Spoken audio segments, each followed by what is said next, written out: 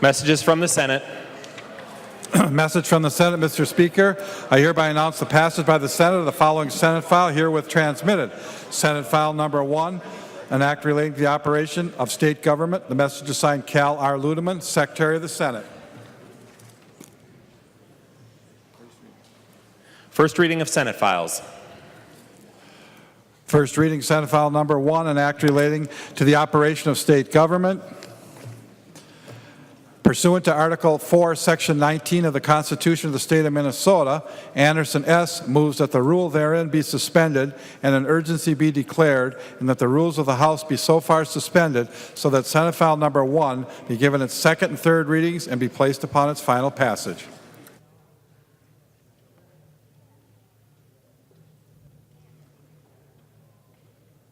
I recognize the member from Hennepin, Representative Anderson, to explain the motion.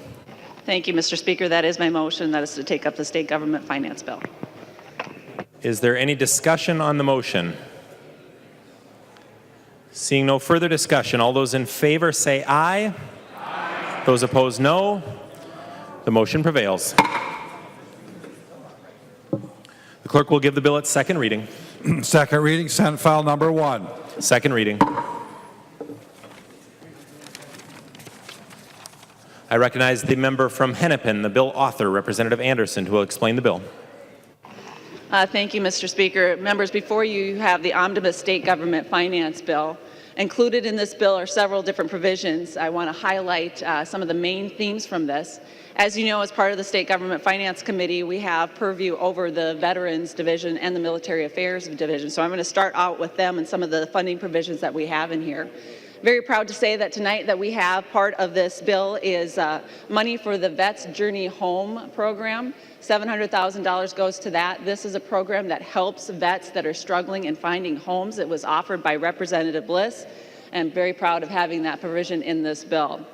In addition, we have the expansion of the GI bill that Representative Franke offered and did a good job on carrying this legislation and providing $200,000 for that.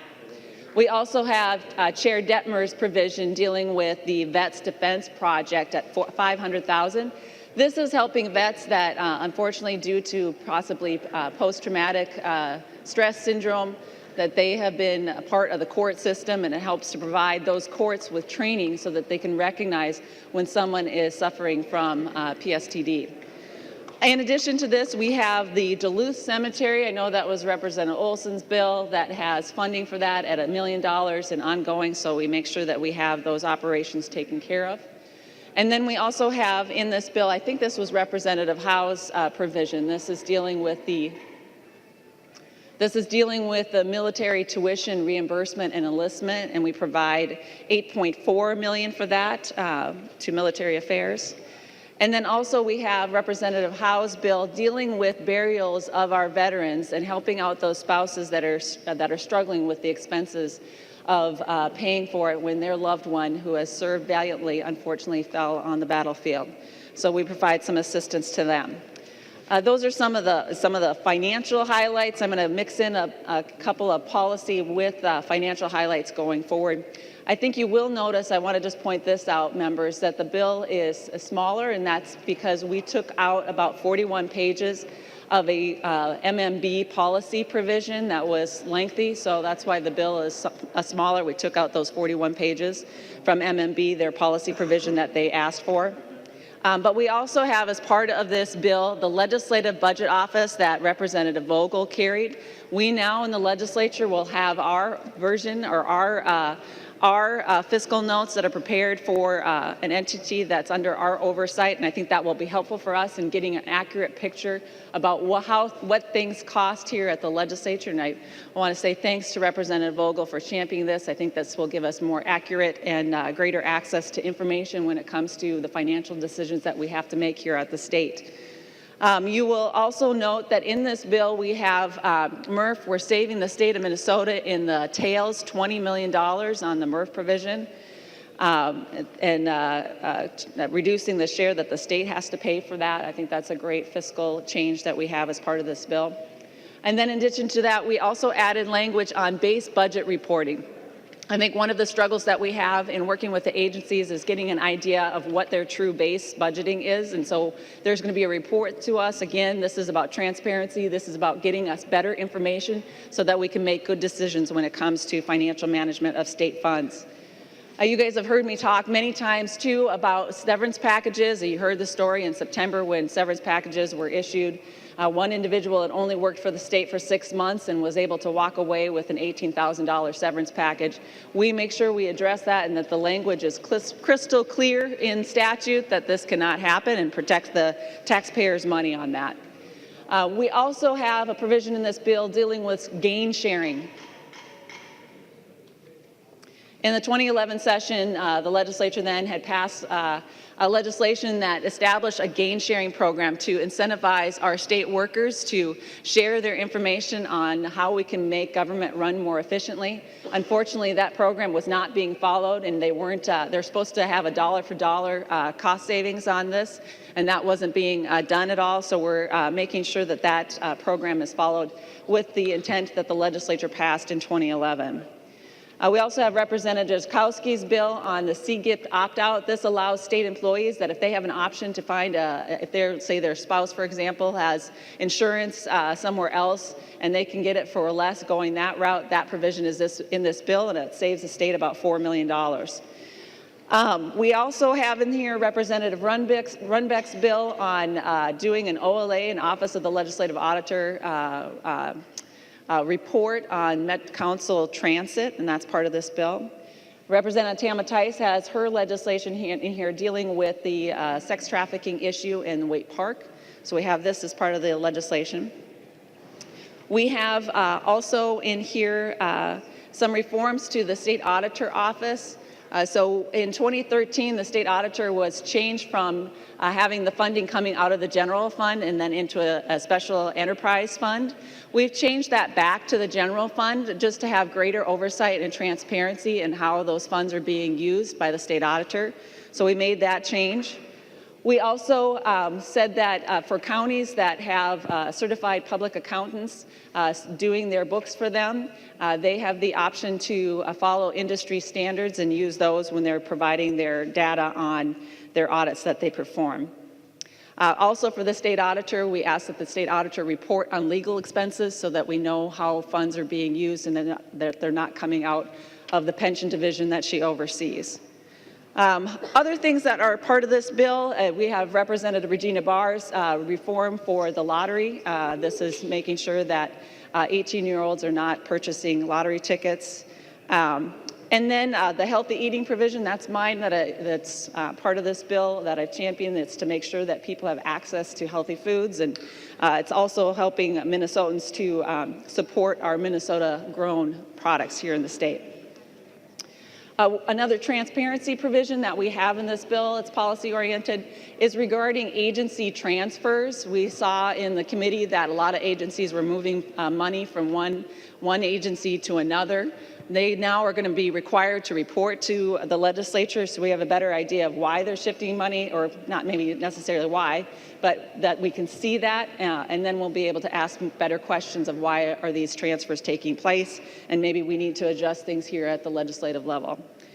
We also have in this bill Representative Aaron Murphy's provision on the Ice Palace that is going to be constructed on the Capitol lawn. That's part of this legislation. It was policy provision put in the Ways and Means Committee. And then just overall, this has a host of transparency policy provisions in this bill to make sure that we can do our jobs well and that it's open and accessible to the public. And then the last item that I want to highlight is in the Senate, they added some provisions dealing with the Omnibus liquor bill. It's not the full Omnibus liquor bill that Chair Hoppe had authored, but it's certain provisions, and just want to highlight a couple of those. Now you will be able to, cocktail rooms can be open on Sundays without food. The Vikings training facility has a liquor license. I'm sure that'll come in handy after some games. I'm champagne, of course, I'm sure. But on top of that, you also have the City of St. Paul will have the authority to issue a liquor license here at the Capitol, which after this week might be helpful as well. And then Let's see what else. Oh, we've got licenses for the Super Bowl and the Ice Palace that we have here at the Capitol too. I want to clarify, it is the Ice Palace, not Castle. The legislative intent is Palace. There's a big brouhaha on that as well. And then we increase off sales cap at brew pubs and small breweries from 500 to 750 barrels. So those are the provisions that I want to highlight from that piece. And with that, members, I stand for any questions and I ask for your support. There are no amendments at the desk. The clerk will give the bill its third reading. Third reading, Senate File Number 1. Third reading. Discussion on Senate File Number 1. The member from St. Louis, Representative Olson. Thank you, Mr. Speaker. I just wanted to make sure credit gets where credit's due. I'm not carrying a bill that is in the state government finance.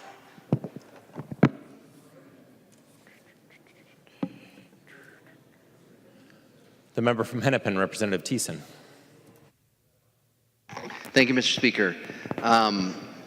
So one thing I understand is that the Data Practices Commission is extended in this bill, and I was just wondering if Representative Scott would yield for just a minute. She will yield. Representative Thiessen. Thank you. I'm glad that that's happened, and it's unfortunate that the Data Practices Omnibus Bill wasn't passed, and I understand there's lots of reasons for that. But I just wanted to make sure that the Data Practices Commission Task Force is going to continue with the language that was in the Omnibus bill to look at the Data Practices Act and the Open Meeting Law and how that might apply to the legislature and come back next year with some recommendations. The member from Anoka, Representative Scott. Thank you, Mr. Speaker. Thank you for that question, Representative Thiessen. We'll be looking over a lot of different subject matters over the interim. I can't promise that we'll have a full report done by the end of the year, but that is one issue that we will be looking at. We'll be starting, I think one of the first things we'll do is look and see what other states are doing and kind of go from there. Representative Thiessen. Thank you, Mr. Speaker, and I appreciate that. I do think it's a really important issue for us, and over the last, several years, dating back a long time, our legislature has struggled with transparency issues. We've seen it this year, but certainly that's not the first time. And I think taking those issues seriously about how we conduct ourselves and make sure the public has access and that how we're operating is open so that people can weigh in gets us to the best result. And I also hope that we can look at some of the issues that were raised about access for people with disabilities to documents and other things, which has been an issue that we've also struggled with in the legislature and truly is an openness in government issue. So good luck with your work, and I look forward to seeing the results of it. The member from Anoka, Representative Bernardi. Thank you, Mr. Speaker and members. I rise in opposition to this bill, and particularly around the elimination of the funding for the staff of the Office of the Economic Status for Women. I also just want to say it's frustrating, as I'm sure you all are, pushing legislation through in the dark of night when the public hasn't had a chance to weigh in on it. I think we need to pause and resist in trying to move things through that the public hasn't actually had a chance to weigh in on, and my constituents haven't had a chance to weigh in. So I just want to get that on the record, a concern that I have in doing right to Minnesota and making sure that we're not doing errors like what's happened last year when we were pushing things through in the dark of night, and making sure we're doing the best for Minnesota. The part that I'm going to talk about right now is about the Office of the Economic Status of Women, which was created 41 years ago. And they were created to ensure that every woman and girl in the state of Minnesota has the ability and opportunity to achieve economic security. This is the only entity that we as legislators get that provides us a broad range of public policy issues and the analysis on them as they relate to the economic status of women. This helps us to enact laws that create more of a level playing field for the women of the state of Minnesota. The Office of the Economic Status of Women has done tours around our state of Minnesota, and particularly in greater Minnesota. And what they have found is a number of stories that have helped us as legislators draft legislation to meet the needs of women. When their first tour, they went around and identified that the number one barrier for women's economic security was transportation. Been trying to raise this issue that transportation is a women's issue and that we need to address this. And they found stories throughout the state where women couldn't accept jobs, pursue education and job skill training, get their children to child care, or buy healthy food and affordable food. And in particular, they had difficulty getting access to health care and mental health resources. They also found out that talking to women across Minnesota that women in particular were crippled by their, more than men actually, by their student debt loans. Because after graduation, women often earn less than men and throughout their lifetimes. Molly from Grand Marais, she said that her monthly student loan payment of $600 is the same amount as her mortgage. And she won't finish paying off her loan until she is 48 years old. She said a lot of other women had also said that they don't even feel like they will be able to have children because of the student loan debt that they're carrying. The Office of Economic Status for Women has also provided us with the data that our median retirement income of Minnesota's older women in our state is just under $18,000 a year, whereas the cost of basic living for our elders is $23,000. A pastor in Thief River Falls shared that he sees a lot of women that go to funerals who come to the funerals primarily because there is food available to them.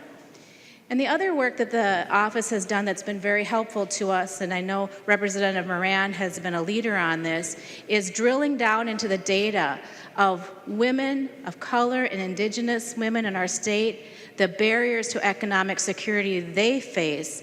Somali women in our state earn 54 cents on the dollar that compared to white males. This resource that we have has helped us to draft legislation and to help improve the lives of women. And now, frankly, is not the time to end the staffing for this position. And that's what this bill does. The office stays in place, but it guts the funding for their staff person. And that's one person. We have a state budget surplus. What would be the reason that we would want to terminate this office? That just goes against Minnesota's values of ensuring that women and girls have economic security and can prosper in this state. So it's important that we vote against this bill. I know the governor has publicly has said that he was opposed to this legislation, and it was even said at a press meeting that he actually wanted to veto any kind of legislation that got into this bill that included this language. So I urge members to vote against this. Let's stand up for women in our state and support the values that we want all women and girls in our state to achieve economic security. Thank you. The member from Hennepin, Representative Hillstrom. Thank you, Mr. Speaker and members. Members, I'm very pleased that the Senate eliminated the language related to the approval of the contracts. As a member who serves on the Subcommittee on Employee Relations, our members, our staff for state government work very, very hard to negotiate fair contracts, and I believe that the language that has been removed is important to ensure we have good working relationships with our public employees. Members, the liquor provisions that have been adopted in this bill, I'm fine with. I know that I was very outspoken about Representative Hoppy's liquor bill, but I believe all the provisions in the bill have been agreed to. The member from Ramsey, Representative Lilly. Thank you, Mr. Speaker. And members, I'm going to talk just briefly. There's plenty to say, of course. I was on the State Gov Finance, and it's been quite an adventure. There's I'm sure you have all got briefs. There's plenty to talk about, but I'm just going to talk briefly on this on one provision related to Representative Uglum and Representative Runbeck and myself were appointed recently to the Amateur Sports Commission, and for whatever reason, last session we approved $10 million for switching Zambonis from propane to electric, so that it's just kind of a little thing. About $10 million was appropriated in Senator Metzen's name, and about $3 million was put out, and $7 million was put out, and apparently you needed. There wasn't any tails or anything, so it's not a big get, but it's kind of the principle of it, and it's just it's a little bit sad, and it wasn't, and it really is about safe arenas around the state. It isn't like in the metro, or it is all over. So I was disappointed. It was kind of also in a kind of the honorable thing to do for Senator Metzen as well. So. The member from Washington, Representative Detmer. Thank you, Mr. Speaker, and I know the Chair Anderson did speak briefly about some of the veterans and military affairs legislation that we have in this bill, and I just want to make sure everybody is aware what you're going to be voting for or voting against on this important bill. In terms of the military affairs, there's the maintenance training facilities that we're supporting and funding, the enlistment incentives that we have in military affairs, and then the veterans affairs, we have the veterans program services, the veterans service organizations. Everybody has American Legions, VFWs, all the different veterans. There's 9 veterans organizations that you would probably have around the state and in your communities. They get funded through this, the state government finance. Also, the Minnesota Assistant Council for Veterans, that's the MACV. They provide a lot of things for homeless veterans, clothing, places to live. These are important things that are covered with MACV. The honor guards, all the honor guards that are supported through this is through the state government finance. Military, also the Minnesota GI Bill, funding comes for that. The Gold Star program, if you have Gold Star families who have lost somebody in our wars, we have funding for them, for their programs. The county veteran service officers, I'm sure most of you get questions about veterans issues, and you contact your county service officer in your county. All 87 counties have county service officers. Some have 3, 4, like Anoka County has 5. You also have Veterans Journey Home program and the Veterans Health Care. Our 5 veterans homes are funded through this committee. So, ladies and gentlemen, think about what you're going to do with your vote on state government finance. Thank you. The member from Carver, Representative Hoppe. Thank you, Mr. Speaker. Mr. Speaker and members, I have a number of people to thank here for the Omnibus Liquor Bill, the provisions that are in here. Starting with the Speaker and the Majority Leader, they have heard from me. I can't even tell you how many times I bugged them about this, and they were really, really good to work with our leadership staff and the Majority Leader and the Speaker. I would also like to thank Senator Gazelka and Senator Dames for instigating the changes that we had to make sure that we have all of the licensing issues, and then all of the members here that worked on this. I'm not going to name everybody because not everybody, many of our members came and talked to me about individual provisions, or even if they didn't have a provision in the bill, a lot of people talked about it. It's not everything we were looking for early, but there was some, I guess, a lack of clarity on some of these things. We got the things that we got now, all of the non-controversial things that are in here. And I'd also like to thank Senator Bach for approving this, and mostly Senator Anderson for being the chair or the author of this year's Omnibus Liquor Bill. Thank you, Representative Anderson. Members, if you have questions about liquor, anything, please refer them to Representative Anderson. Thank you, members. The member from Dakota, Representative Hansen. Thank you, Mr. Speaker and members. Listening to the presentation on the bill, the author talked about studies that are being directed or authorized to the legislative auditor. And members, I just want to express some concern that has been accelerating year after year, where studies of research are being directed by the legislature, by the majority, to the legislative auditor. Minnesota's legislative auditor has had a tradition of being nonpartisan, to being the watchdog, to speaking for the people of Minnesota. And every time the majority, no matter who is the majority, but every time the majority directs the legislative auditor to do something, it chips away at that independence and lessens the credibility of the legislative auditor. If we keep doing this, no matter who's in charge, and direct studies and research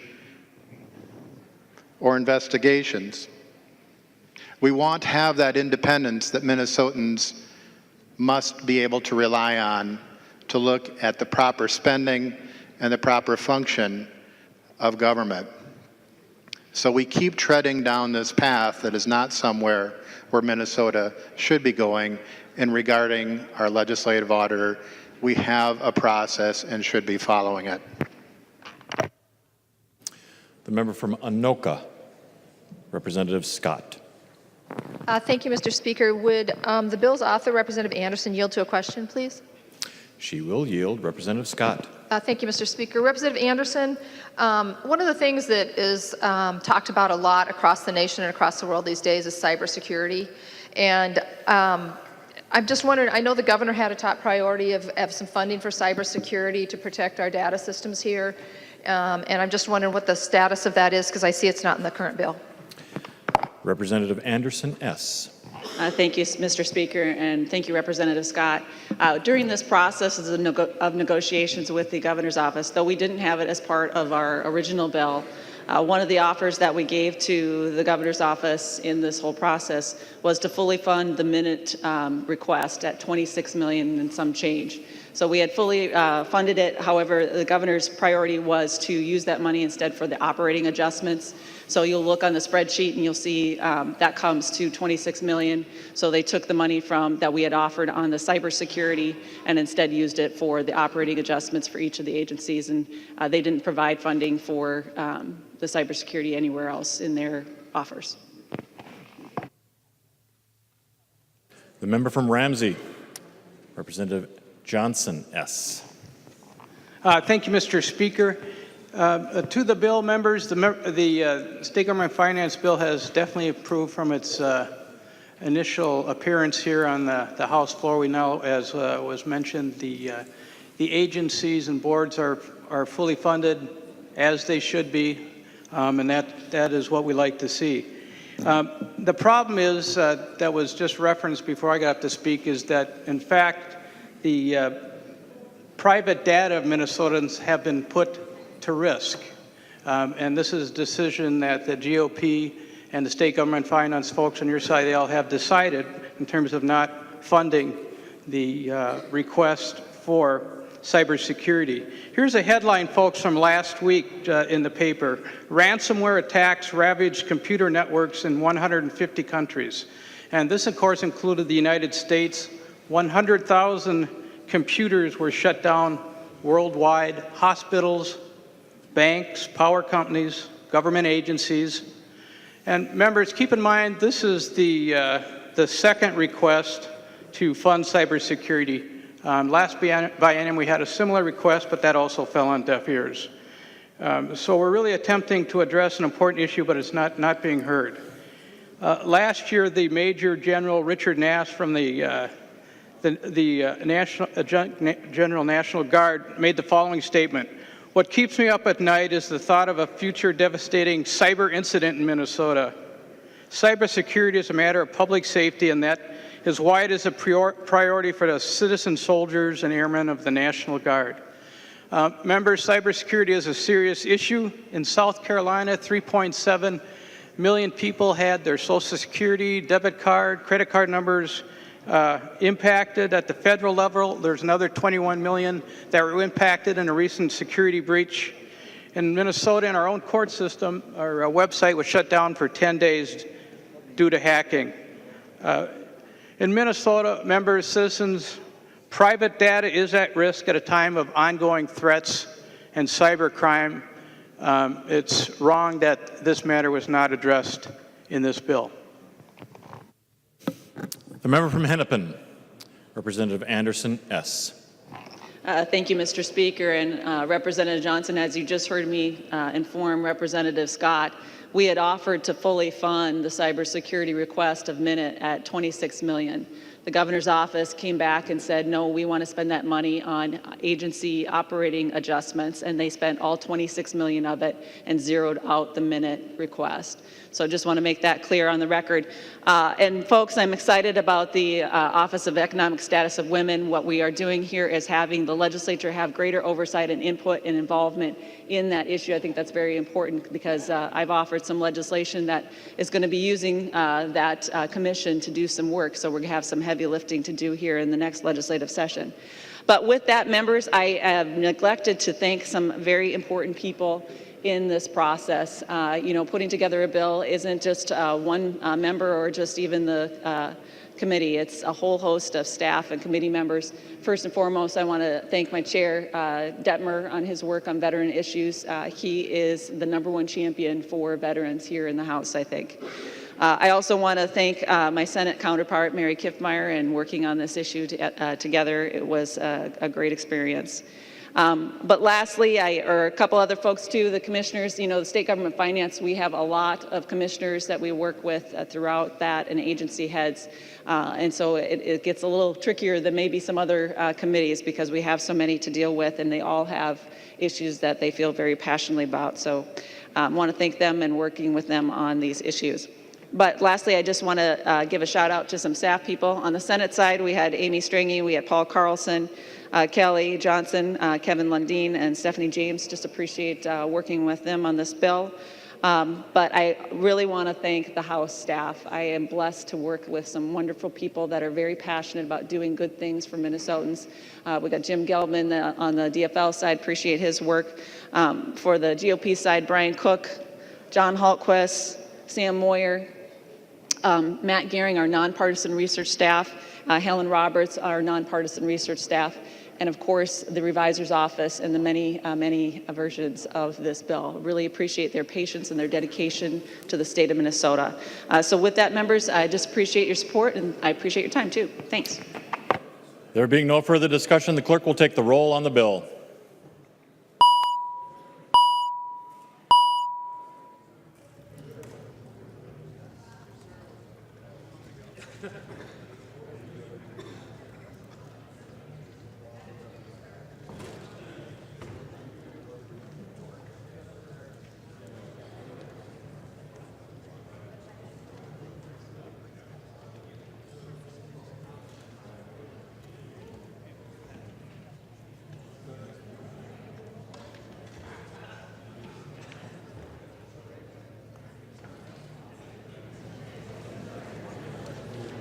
Clerk will close the roll.